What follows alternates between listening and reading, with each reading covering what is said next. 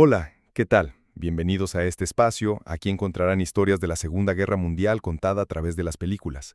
Y hoy nos sumergimos en una historia realmente singular de la Segunda Guerra Mundial, la Operación Antropoide. Una operación audaz, como pocas. Y es que hablamos nada menos que del único asesinato exitoso de un jerarca nazi de primerísimo nivel en toda la guerra. Parece casi de película. Pero bueno, tuvo consecuencias muy reales, terribles de hecho. Vamos a analizar los materiales que tenemos sobre este evento y cómo se desarrollan en la película Operación Antropoide. Bueno, pues para empezar, situémonos un poco. Estamos en Checoslovaquia en 1942, pero ya ocupada por Alemania. Esto viene de la Conferencia de Múnich de 1938 y la anexión del país que se hizo casi sin lucha armada, un año antes de que invadieran Polonia. Y bueno, en ese contexto aparece él, el tirano de esta película, Reinhard Heydrich, figura clave para muchos historiadores, tercero en el escalafón del régimen, mano derecha de Himmler en las SS y a quien Hitler lo manda a Praga. Su misión, aplastar la resistencia mediante ejecuciones masivas y punto. Y aquí me gustaría detenerme un poco y platicarles de este personaje, porque Heydrich proyectaba más que esa imagen del ario perfecto que buscaban los nazis. Porque además de dirigir a la policía secreta y los servicios de inteligencia, él fue el principal organizador de la solución final. Él presidió la conferencia que en enero de 1942 diseñó la logística del exterminio de los judíos europeos. Por eso lo llamaban el cerebro del Holocausto. Era un símbolo del poder nazi. Era joven, alto, rubio, culto, piloto de combate, pero a la vez despiadado, frío y calculador. Le llamaban el verdugo, la bestia rubia, el carnicero de Praga, apodos que lo dicen todo. Y Hitler lo admiraba y lo veía como posible sucesor de Himmler, incluso candidato a grandes cargos después de la guerra. Y eso fue lo que precisamente encendió las alarmas en Londres. Y es cuando él se vuelve un claro objetivo, ya que los aliados necesitaban demostrar que el régimen nazi era vulnerable, que se le podía golpear, y sobre todo reavivar la resistencia interna. Y esa acción fue la Operación Antropoide. Y aquí entran en escena dos suboficiales checoslovacos, Jan Kubiš y Josef Gabčík, entrenados por los británicos. Los lanzan en paracaídas sobre Checoslovaquia a finales de 1941 con una misión muy concreta: encontrar y eliminar a Heydrich. ¿Y cómo lo hicieron? Estudiando sus rutinas descubrieron algo clave. Solía ir de su residencia, un castillo cerca de Praga, por la misma ruta, un fallo de seguridad importante, y a menudo iba en su Mercedes sin una escolta blindada, símbolo de su control y de sentirse por encima de cualquier amenaza, y despreciando la resistencia. Y ahí vieron la oportunidad. La resistencia localizó un punto débil en esa ruta, una curva muy cerrada en el barrio de Lieven. El coche tenía que reducir la velocidad, el sitio perfecto para una emboscada. Ahí decidieron actuar. El riesgo era altísimo, cualquier cosa podía salir mal. Finalmente fijan la fecha, 27 de mayo de 1942 por la mañana. Y un detalle que lo dice todo sobre cómo iban a la misión: les dieron cápsulas de cianuro. El mensaje era claro: si los capturan, les espera la tortura y la muerte. El suicidio era la última opción para no hablar. Y llega el día. El Mercedes de Heydrich se acerca a la curva de Lieven. Frena, como habían previsto. Es el momento. Josef salta a la carretera, se planta delante, levanta el subfusil Sten y el arma se encasquilla. No dispara. No lo puede creer. Imaginen el momento. Pánico total para Josef. Y entonces la reacción de Heydrich. ¿Qué hizo? Pues en lugar de ordenarle al chofer, un tal Klein, que acelerara a fondo para escapar, o de agacharse, que hubiera sido lo lógico, ¿qué hizo? Se levantó, sacó su propia pistola, una Luger, dispuesto a enfrentarse él mismo al atacante. Todo un gesto de arrogancia, o de puro instinto de combate, pero que fue fatal para él. Lo dejó totalmente expuesto. Mientras tanto, Jan, que estaba un poco más atrás, viendo que el Sten fallaba y que Heydrich la apuntaba a Josef, reaccionó. Lanzó su granada, que golpeó la carrocería, cerca de la rueda delantera derecha, y explotó ahí, destrozando partes del metal del coche que le entraron por la espalda y el costado izquierdo de Heydrich. Si el Sten hubiera funcionado, o si Heydrich se queda agachado, todo hubiera sido distinto. Son esos imprevistos, el azar, el factor humano, lo que marca la diferencia en estas operaciones. ¿Y a Heydrich qué le pasó inmediatamente después?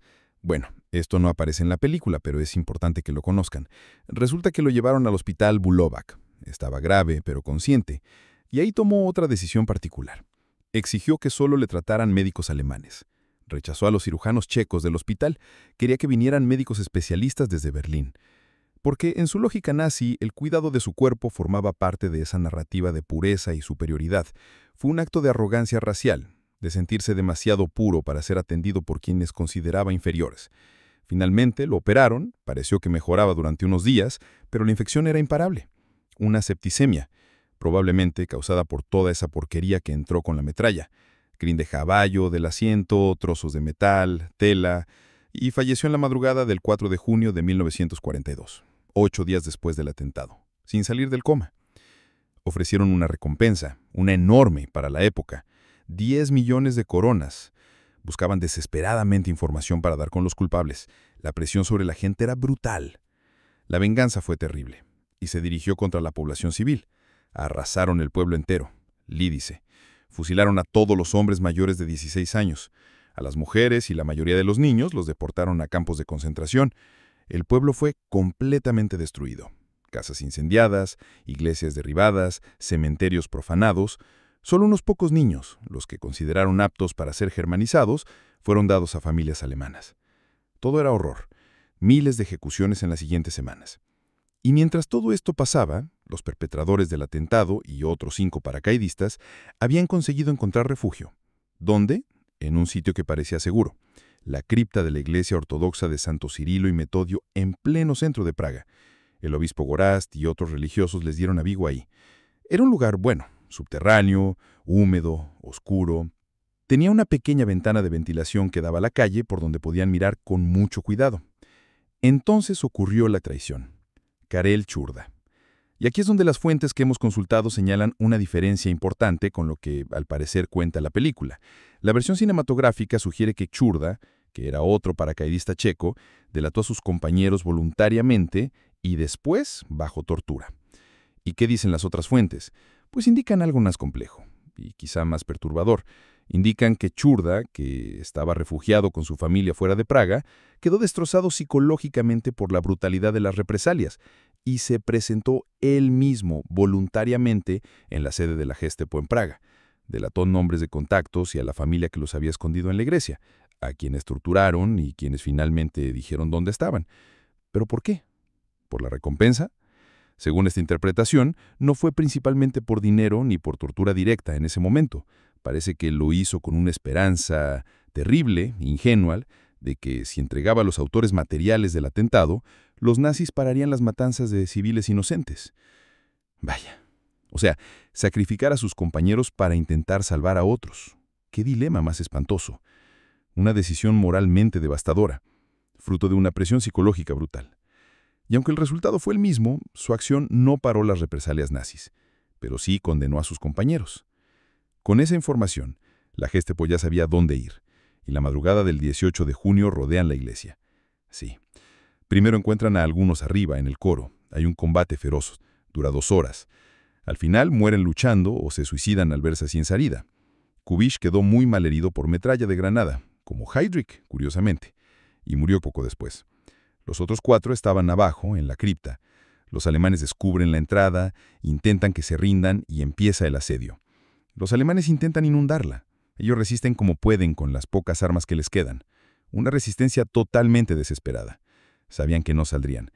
Después de más de 7 horas de combate en total, cuando se les acaba la munición, usan sus últimas balas contra ellos mismos. Prefirieron morir a caer en manos de la Gestapo. Ninguno de los 7 fue capturado vivo. Qué final tan trágico y heroico. ¿Y el Churda qué pasó con el traidor? Pues lo llevaron a la iglesia después del asalto para que identificara los cuerpos. ¡Qué macabro! Sí, recibió una buena parte de la recompensa, una fortuna, que podría equivaler a $1.000.000 de hoy. Vivió el resto de la guerra protegido por los alemanes con otra identidad. Y después de la guerra, cuando Checoslovaquia fue liberada, lo encontraron. Lo juzgaron por traición y lo ahorcaron en Praga en abril de 1947. Un final justo, supongo. Son los abismos a los que te puede empujar una situación así. Y para terminar, una reflexión. A ver, Antropoide tuvo éxito militar. Eliminó a Heydrich, pero provocó una respuesta genocida contra civiles. Y esto nos lleva a preguntarnos algo incómodo sobre la estrategia en estas guerras contra regímenes totalitarios. Es una pregunta difícil. Sabiendo que las represalias contra inocentes iban a ser brutales y casi seguras, ¿cómo se mide la efectividad real de una acción así? Los invito a ver esta película, que invita a preguntarnos, ¿hasta qué punto el valor de eliminar a un líder justifica ese costo humano tan alto y previsible? Es la gran pregunta sobre el cálculo estratégico, la ética de la resistencia y el precio terrible que a veces se paga en la lucha por la libertad en las condiciones más extremas. Una cuestión que da para pensar mucho.